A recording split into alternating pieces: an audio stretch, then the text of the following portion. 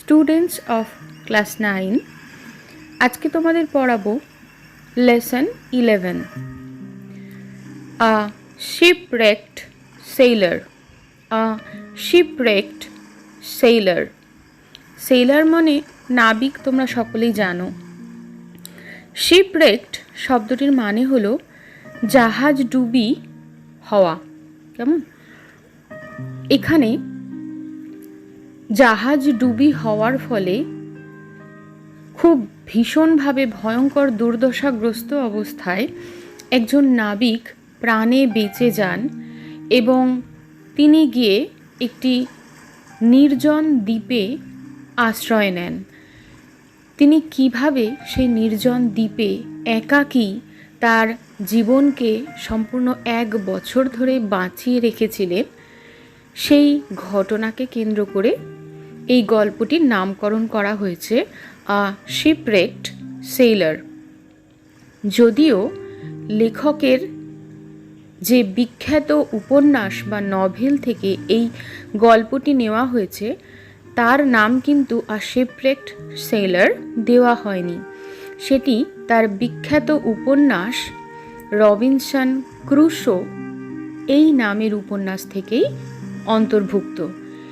যে অংশটুকু তোমাদের টেক্সট বুকে তুলে দেওয়া হয়েছে তার বা এই খণ্ডটুকুর নামকরণ করা হয়েছে আ শিপরেকড সেইলার। কেমন? লেখকের নাম হলো ড্যানিয়েল ডিফো। ড্যানিয়েল ডিফো সম্পর্কে আমরা জানব, তবে রবিনসন ক্রুশো যে নভেলটির নাম আমি বললাম এইটি সম্পর্কে একটুখানি তোমাদের জানিয়ে রাখি যে এই রবিনসন ক্রুশো এই নভেলটি লেখককে আলাদাভাবে সম্পূর্ণ বিশ্বজগতে তাকে খুব প্রসিদ্ধ করেছে। কি আছে এই গল্পটিতে? এখানে রবিনসন ক্রুশো নামের এক নাবিককে দেখানো হয়েছে, যে চরিত্রটি কিন্তু মূলত কাল্পনিক চরিত্র। শোনা যায়, এমন কথিত আছে যে আলেকজান্ডার সেলকার্ক নামে একজন স্কটল্যান্ডের অধিবাসী ছিলেন। তিনি কোনো একটি সময়ে কোনো একটি জনহীন দ্বীপে অনেকটা সময় কাটিয়েছিলেন এবং সেই জনহীন দ্বীপে কাটানোর তার যে অভিজ্ঞতা সেটা সেখান থেকে ইন্সপায়ার্ড হয়ে লেখক এই পুরো নভেলটি লিখেছিলেন। এখানে রবিনসন ক্রুশোকে দেখানো হয়েছে যে একটি ভয়ঙ্কর জাহাজ ডুবির পরে তার জাহাজের যে অন্যান্য সমস্ত নাবিকরা ছিলেন, তার সহকর্মীরা, তারা সকলেই কিন্তু সেই জাহাজ ডুবিতে জলে ডুবে মারা যান। একমাত্র ভাগ্যক্রমে তিনি বেঁচে যান এবং বেঁচে যাওয়ার পরে তিনি ভাসতে ভাসতে, মানে জাহাজটা সম্পূর্ণভাবে ডুবে গিয়ে ভেঙেও গিয়েছিল। তো সেই অবস্থায় তিনি জলের মধ্যে ভাসতে ভাসতে এসে উপস্থিত হয়েছিলেন একটি কিনারায় এবং পরবর্তীতে তিনি আবিষ্কার করেছিলেন যে সেটি ছিল একটা আইল্যান্ড বা দ্বীপ, যে দ্বীপটি সম্পূর্ণভাবে নির্জন, পরিত্যক্ত। কোনো জনমানুষ সেই দ্বীপে বসবাস করতো না, এমনকি কোনো প্রাণের অস্তিত্ব বা প্রাণী বলতে যেটা বোঝায় ভয়ঙ্কর জীবজন্তু, সেটাও কিন্তু সেখানে দেখতে পাওয়া যায়নি। একাই সম্পূর্ণভাবে ওই আইল্যান্ডের মধ্যে কেমন করে সম্পূর্ণ সময়টাকে রবিনসন ক্রুশো তার সেই জায়গাটাতে বসবাসের জন্য উপযুক্ত করে নিয়েছিল, কেমন করে বেঁচে থাকার জন্য যে সম্পূর্ণ রসদগুলো দরকার, তার যে সোর্স সেটাকে তৈরি করেছিল, সেটাই ভীষণ রোমাঞ্চকর বা অ্যাডভেঞ্চারাস, এবং সেটাকে নিয়েই তোমাদের এই গল্পটা আশা করি সকলেরই পড়তে ভালো লাগবে। কেমন? তো আমরা রবিনসন ক্রুশো সম্পর্কে জানলাম। এবার লেখক পরিচিতি তোমাদের বইয়ে যে অংশটুকু দেওয়া রয়েছে সেটুকুর প্রসঙ্গে একটু জেনে নেওয়া দরকার। দ্য শিপরেকড সেইলার স্টোরিটা যেহেতু অনেক বড়, তাই পড়ানোর সুবিধের জন্য পুরো স্টোরিটাকে 2টো পার্টে ভাগ করে নেওয়া হয়েছে। ফার্স্ট পার্ট দেওয়া হলো, সেকেন্ড পার্ট পরবর্তী ভিডিওতে তোমরা পেয়ে যাবে। তোমাদের বইয়ে পেজ নম্বর 83-তে রয়েছে শিপরেক্ট সেলার ড্যানিয়েল ডিফো সম্পর্কে। এবার আমরা একটু জেনে নিই কি রয়েছে। দেখো, Daniel Defoe was an English writer and journalist. Daniel Defoe, যিনি জন্মগ্রহণ করেছিলেন 1660 খ্রিস্টাব্দে এবং পরলোক গমন করেন 1731 খ্রিস্টাব্দে। তিনি একজন ইংরেজ লেখক ছিলেন এবং পাশাপাশি তিনি জার্নালিস্ট ছিলেন। জার্নালিস্ট কাদের বলা হয়? যারা সাংবাদিকতা করেন, অর্থাৎ সাংবাদিক ছিলেন তিনি পেশায়। He is most famous for his novel Robinson Crusoe. একটু আগেও আমি বললাম যে তিনি সবচেয়ে বেশি খ্যাতি অর্জন করেছিলেন লেখক হিসাবে তার বিখ্যাত সেই উপন্যাসের জন্য, যার নাম Robinson Crusoe. A prolific and versatile writer, Defoe is also known for pamphlets and journals on various topics. বলা হচ্ছে তিনি একজন প্রলিফিক রাইটার ছিলেন। প্রলিফিক মানে হচ্ছে যিনি প্রচুর সংখ্যক লেখা লিখেছেন, প্লেন্টিফুল, ফ্রুটফুল। তো প্রচুর সংখ্যক লেখা তিনি লিখেছিলেন এবং ভার্সেটাইল রাইটার। ভার্সেটাইলিটি মানে হচ্ছে একই সঙ্গে মানে একাধিক বিষয় নিয়ে আলোচনা করা। তো বহুমুখী প্রতিভা যেটাকে বলা হয় ভার্সেটাইলিটি। তো তার মধ্যে সেই ব্যাপারটিও ছিল, ভার্সেটাইল রাইটার ছিলেন তিনি, বিভিন্ন বিষয় নিয়ে তার লেখা লিখেছেন। ঠিক আছে, এই প্রলিফিক এবং ভার্সেটাইল রাইটার তিনি পরিচিত হয়েছিলেন তার আরেকটি বিশেষ গুণের জন্য। তিনি তার সারা জীবনে অন্ততপক্ষে প্রায় 500রও বেশি ক্ষুদ্র পত্র, যেটাকে প্যাম্পলেটস বলা হয়েছে, অর্থাৎ ছোট ছোট পত্রিকা, সেটা লিখেছিলেন।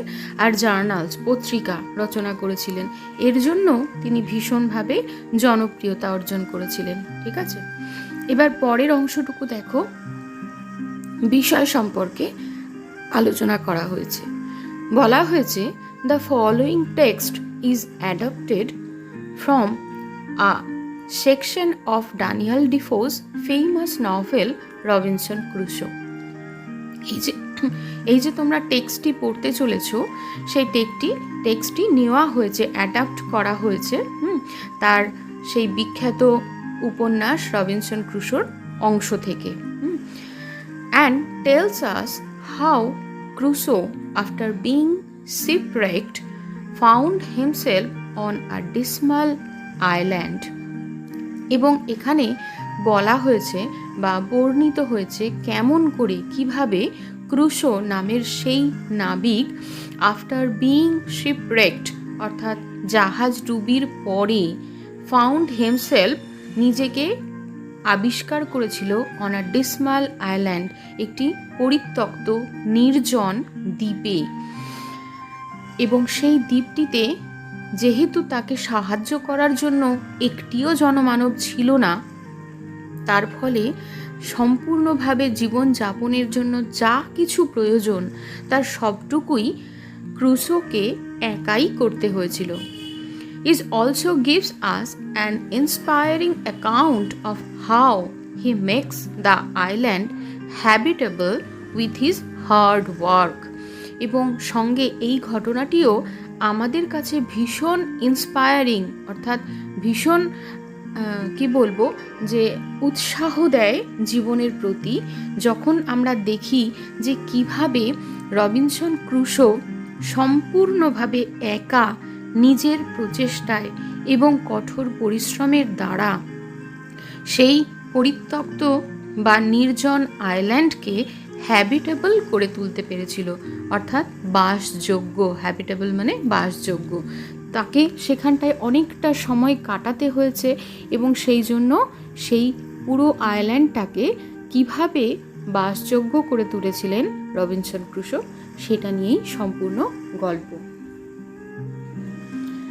এবার টেক্সটটা শুরু করা যাক। কি বলছে দেখো। On September 30, 1659, I, miserable Robinson Crusoe, being shipwrecked during a violent storm, came on shore on this dismal island. তারিখটা কি ছিল? 1659 সালের 30শে সেপ্টেম্বর।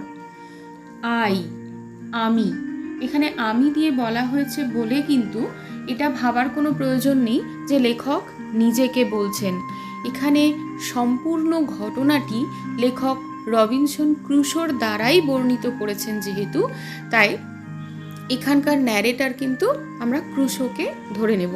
সুতরাং ক্রুশো এই কথাটা বলছে যে 1659-এর 30 সেপ্টেম্বরে আমি মিজারেবল রবিনসন ক্রুশো, অর্থাৎ হতভাগ্য Robinson Crusoe, being shipwrecked during a violent storm, একটি ভয়ঙ্কর প্রবল ঝড়ে জাহাজডুবি হয়ে যাওয়ার ফলে আমি কি হলো, কেম অন শোর অন দিস ডিসমাল আইল্যান্ড, এসে পৌঁছলাম বা উপস্থিত হলাম দ্বীপের তটে।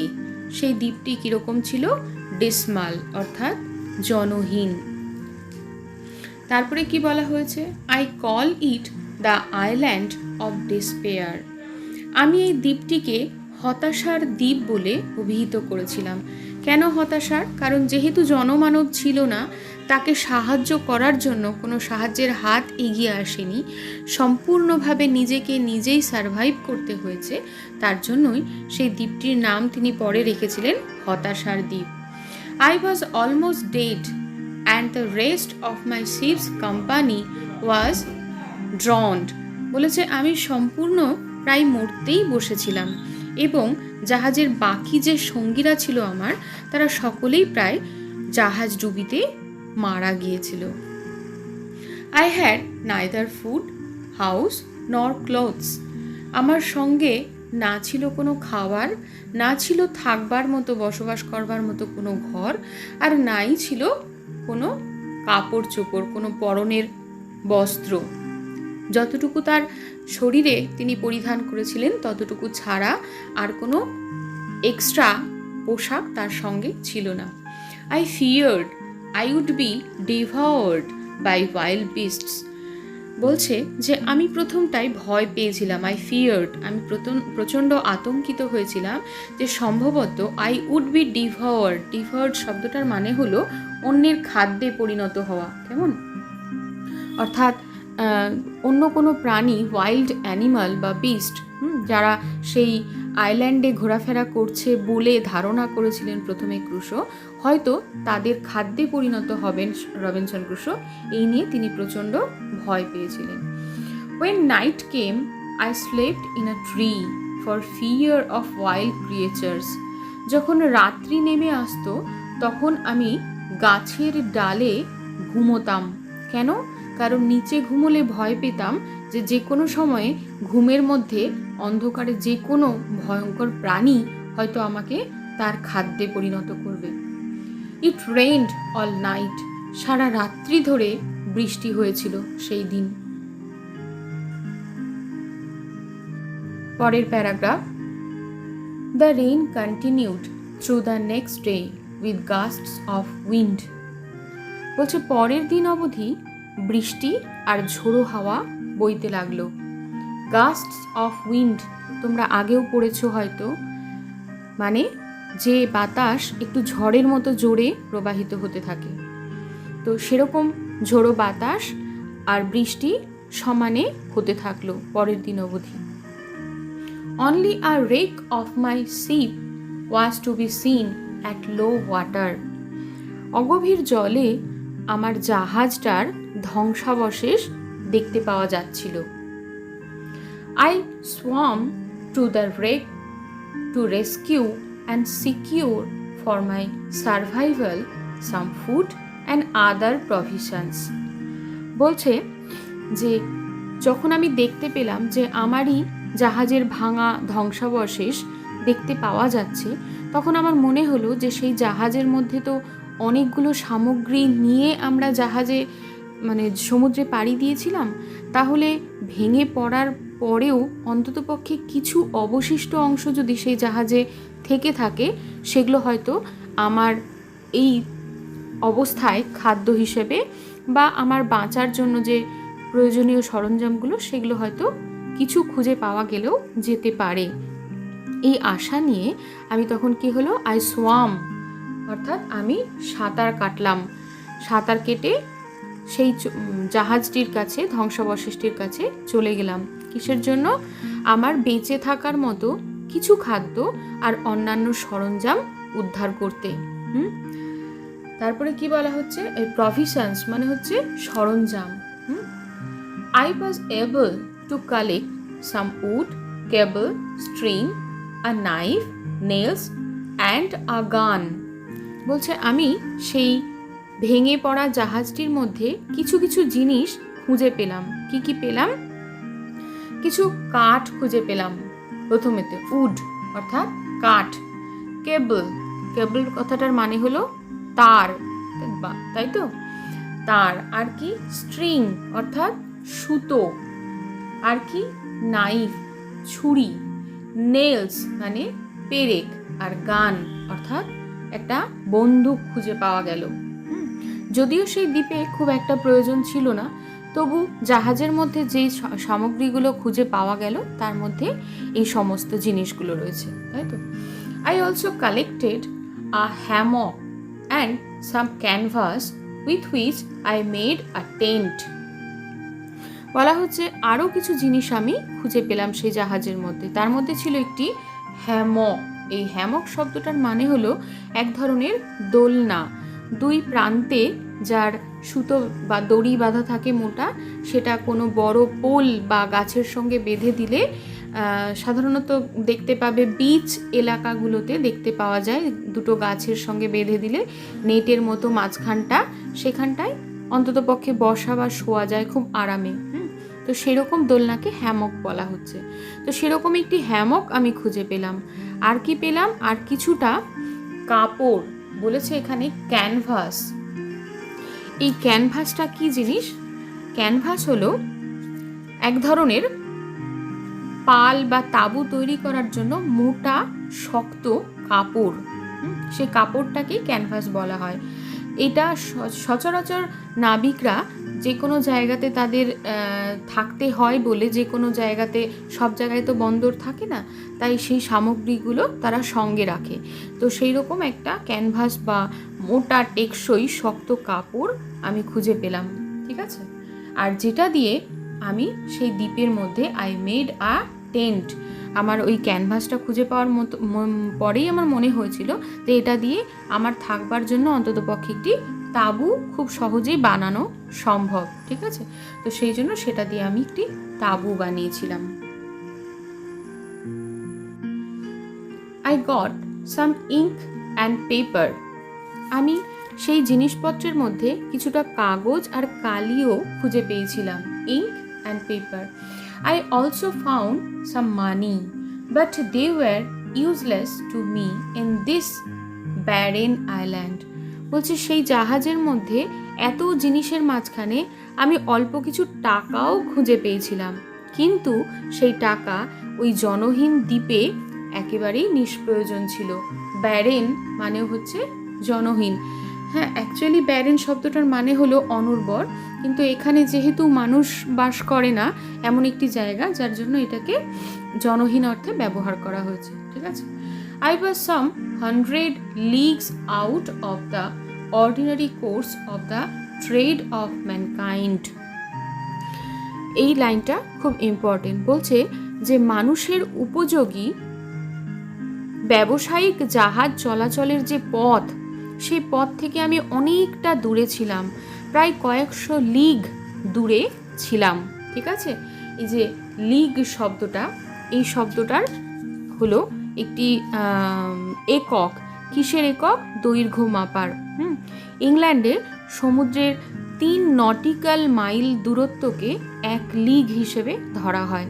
সেই হিসেবে এই লিগ বলতে অনেকটা ডিস্টেন্সকে বোঝানো হয়েছে। যার জন্য এখানে ক্রুশো বলছে যে মানুষের উপযোগী যে ব্যবসায়িক জাহাজগুলো চলাফেরা করতো সেই মানে যে পথে, ট্রেড অফ ম্যানকাইন্ড, ঠিক আছে, তো সেই জাহাজগুলো যে পথ দিয়ে চলাচল করতো সেই পথ থেকে আমি অনেকটা বিচ্ছিন্ন ছিলাম, প্রায় কয়েকশো লিগ দূরে আমি ছিলাম, অবস্থান করছিলাম, যার জন্য আমার এখানকার যে থাকার যে ঘটনাটা সেটা অন্ততপক্ষে কারোর জানার কথাই ছিল না। তারপরে কি বলা হচ্ছে, I was convinced I had to spend the rest of my life alone in this wild desolate island.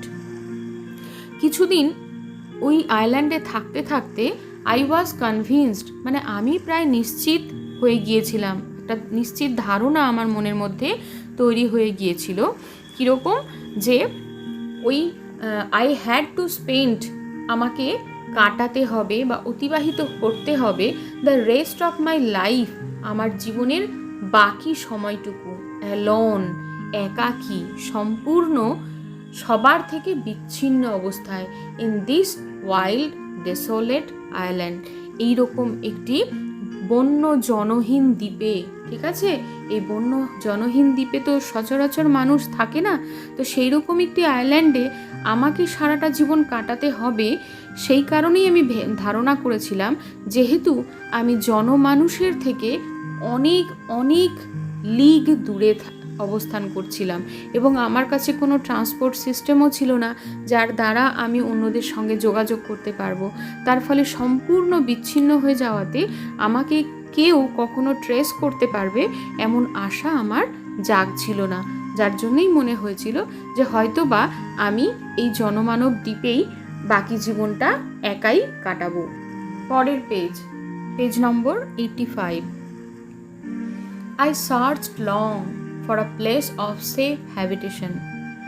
বলছে আমি অনেক দিন ধরে বসবাসের জন্য একটা নিরাপদ জায়গা খুঁজছিলাম, সেফ হ্যাবিটেশন, যেখানটায় অন্ততপক্ষে বাইরের কোনো পশু বা অন্য কোনোভাবেই কোনো ভয়ের কোনো কারণ থাকবে না, এরকম একটি নিরাপদ জায়গা।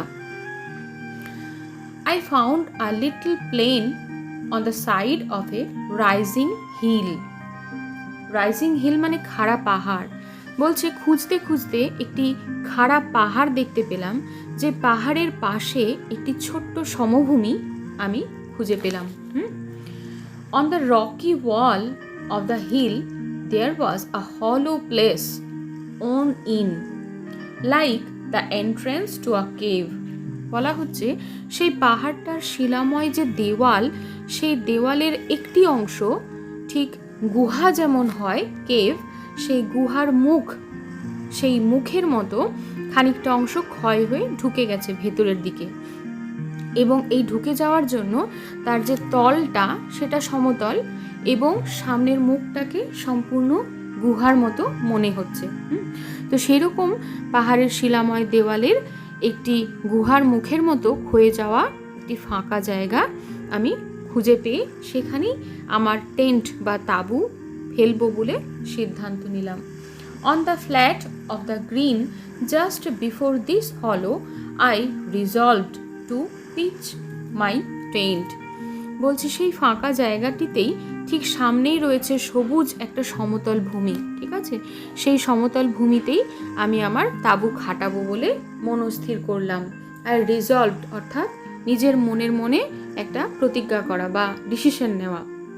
আমি ডিসিশন করলাম কি করব না, টেন্ট বানাবো সেই জায়গাটিতেই। পরের প্যারাগ্রাফ বলছে, I cut the wood I collected into stakes. যে কাঠগুলোকে আমি সংগ্রহ করেছিলাম আমার সেই ভাঙা ডুবন্ত জাহাজ থেকে, সেইগুলোর মধ্যে দিয়ে আমি এবার সেগুলোকে কেটে কেটে স্টেক্স বানালাম। স্টেক্স মানে হচ্ছে খুঁটি, বাঁশগুলোকে বা কাঠগুলোকে কেটে কেটে যখন ছোট ছোট পাতলা বাতার মতো করে নেওয়া হয় এবং সেগুলোকে খুঁটির শেপ দেওয়া হয়, সেগুলোকে স্টেক্স বলা হয়। তো বলছে যে কাঠ আমি সংগ্রহ করে এনেছিলাম সেগুলো দিয়ে আমি খুঁটি বানালাম। I drove them into the ground in a semicircle round my tent. তারপরে আমি সেই খুঁটিগুলোকে আমার তাঁবুর চারপাশ দিয়ে অর্ধবৃত্তাকারে মাটিতে পুঁতে দিলাম। এই যে এখানটায় অ্যারাউন্ড মাই টেন্ট, আমার টেন্টটার চারিদিক দিয়ে একটি সেমি সার্কেল অর্থাৎ অর্ধেক বৃত্তের আকারের মতো সেরকম করে আমি পুঁতে দিলাম। The stakes stood 6 inches apart from each other. খুঁটিগুলো একে অপরের থেকে 6 ইঞ্চি দূরত্বে আমি পুঁতেছিলাম। প্রত্যেকটা খুঁটি পরস্পরের থেকে 6 ইঞ্চি দূরত্বে পোতা হয়েছিল। I put the cables I had rescued from the ship around the stakes in the manner of a fence. বলা হচ্ছে যে সেই জাহাজ থেকে উদ্ধার করা যে দড়িগুলো আমি নিয়ে এসেছিলাম সেগুলো কি করলাম, বেড়ার মতো করে খুঁটির গায়ে জড়িয়ে দিলাম। ফেন্স শব্দটার মানে হলো বেড়া, যেটা ওই যে কোনো কাঠ বা বাঁশ জাতীয় বা বাতা জাতীয় জিনিস দিয়ে তৈরি করা হয়। আর স্টেকস মানে তো বললাম, তাহলে কি হলো যে কেবলগুলো অর্থাৎ যে দড়িগুলো আমি কালেক্ট করেছিলাম সেগুলোকেই আমি বেড়াটার চারিদিকে ভালো করে সুন্দর করে খুঁটিগুলোকে বেঁধে দিলাম, যাতে করে খুঁটিগুলো আলগা হয়ে পড়ে না যায়। ঠিক আছে, সেই জন্য দড়ির ব্যবহার করেছিল ক্রুশো। তারপরে কি বলা হচ্ছে, I used a short ladder to go over the fence. বলছে সেই যে বেড়াটা আমি তৈরি করলাম সেটার কিন্তু কোনো দরজা বা গেট আমি তৈরি করিনি। তাহলে কিভাবে বাইরে যাওয়া যাবে? বলছে যে ওই বেড়ার ওপর দিয়ে টোপকে চলাফেরা করার জন্য একটা ছোট মই আমি ব্যবহার করতাম। ল্যাডার মানে হচ্ছে মই, সিঁড়ি। ঠিক আছে, তো সেই ছোট মইটাকে ব্যবহার করতো ক্রুশো এই পার থেকে ওই পারে যাওয়ার জন্য বা বাইরে থেকে ভেতরে ঢোকার জন্য। Once in, I withdraw the ladder after me so that I was completely fortified against the world outside. বলা হচ্ছে যে যদি আমি একবার বাইরে যা কিছু আমার প্রয়োজন সেই সামগ্রীগুলো জোগাড় করার পরে একবার আমি মই ব্যবহার করে যখন ভেতরে ঢুকে পড়তাম তখন মইটা আমি আমার সঙ্গেই নিয়ে আসতাম।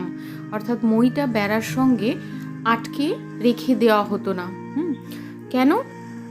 কারণ যাতে ওই বেড়ার সঙ্গে যদি মইটা আটকে থাকে তাহলে বাইরের জগৎ থেকে যে কোনো ধরনের ভয়ঙ্কর প্রাণী ইচ্ছে করলেই সেই মই বেয়ে নিচে নেমে ক্রুশোর থাকার জায়গাতে গিয়ে তার উপরে অ্যাটাক করতে পারে। সেটা যেন না করতে পারে সেই জন্য সম্পূর্ণ বাইরের জগৎ থেকে নিজেকে সম্পূর্ণ সুরক্ষিত করার জন্য, ফর্টিফাইড মানে হচ্ছে সুরক্ষিত করা, নিজেকে সম্পূর্ণভাবে সুরক্ষিত করার জন্যই আমি ওই মইটাকে সঙ্গেই বয়ে বেড়াতাম।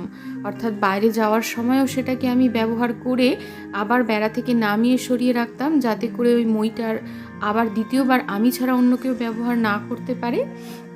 ঠিক একইভাবে ভেতরে ঢোকার পরেও সেই মই আবার সরিয়ে নিত, যাতে বাইরের থেকে সম্পূর্ণ নিজেকে বিচ্ছিন্ন করে রাখা যায়, সুরক্ষিত করে রাখা যায়। ঠিক আছে, into this tent I brought all my stores and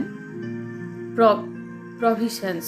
কি বলা হচ্ছে, এই যে তাঁবুটি তৈরি করেছিলাম আমি, এই তাঁবুর মধ্যে আমি আমার সমস্ত জিনিসপত্র আর প্রভিশনসগুলো অর্থাৎ যে রসদগুলো আমি সংগ্রহ করেছিলাম ভাঙা জাহাজ থেকে একটু একটু করে এক এক দিনে আমি যে রসদগুলো আমি সংগ্রহ করেছিলাম সেগুলো সমস্ত আমি জোগাড় করে রেখেছিলাম সেই টেন্টের ভেতরে, যাতে করে সেগুলো অন্ততপক্ষে সুরক্ষিত থাকে। পরের প্যারাগ্রাফে কি বলছে দেখো, after I had been on the island for 10 or 12 days, it occurred to me that I would lose the measure of time. বলছে যে এই দ্বীপে যেদিন আমি এসেছিলাম তারপর থেকে 10-12 দিন যখন কেটে গেল, 10-12 দিন কাটানোর পরে আমার মনে হতে লাগলো যে আমি হয়তো সময়ের হিসেব সম্পূর্ণভাবে ভুলে যাব।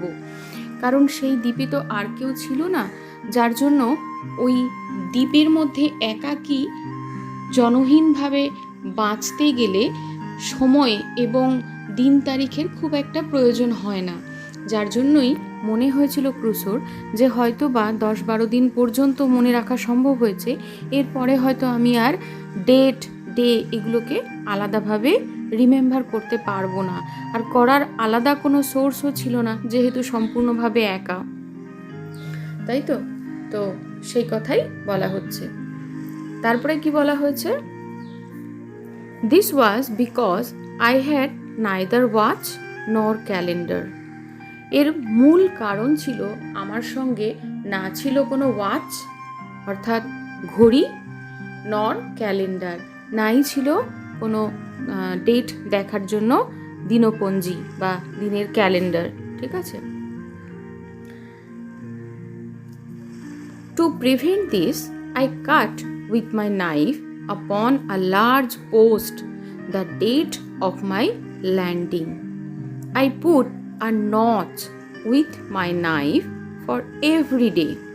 কি বলা হচ্ছে, বলছে যে এই যে বিষয়টা, অর্থাৎ আমার কাছে যেহেতু ক্যালেন্ডার নেই, ঘড়ি নেই, সময় মনে রাখা, দিন তারিখ মনে রাখা খুব মুশকিল, সেই বিষয়টাকে কাটানোর জন্য একটা পদ্ধতি তিনি বার করেছিলেন। সেটা কীরকম, বলছে যে এটা কাটানোর জন্য আমি একটা বড় খুঁটিতে আমার যে এই আইল্যান্ডে পৌঁছানোর দিনটি অর্থাৎ আগমনের যে তারিখটি, সেটি আমি ছুরি দিয়ে কেটে কেটে দাগ দিয়ে লিখে রাখতাম, যাতে করে আমি ডেট কিছুতেই না ভুলে যাই।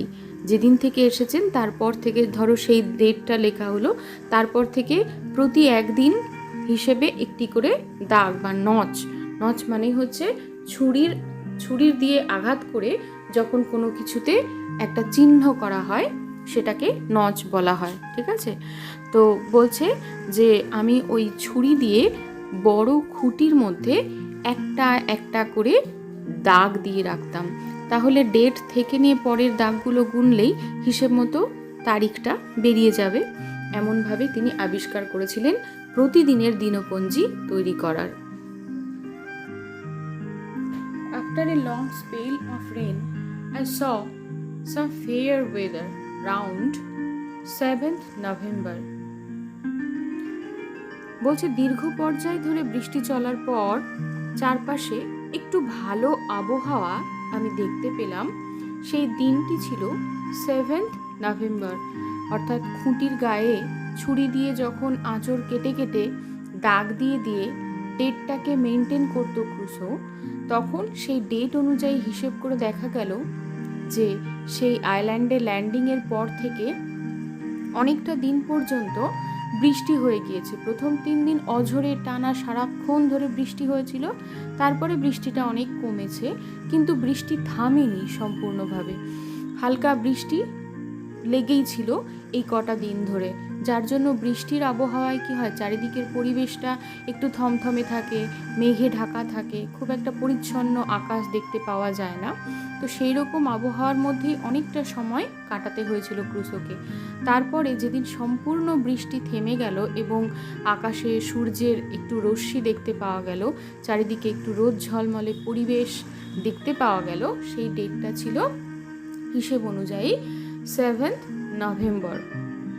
I spent the next couple of days making small wood boxes to keep my provisions dry from the rain.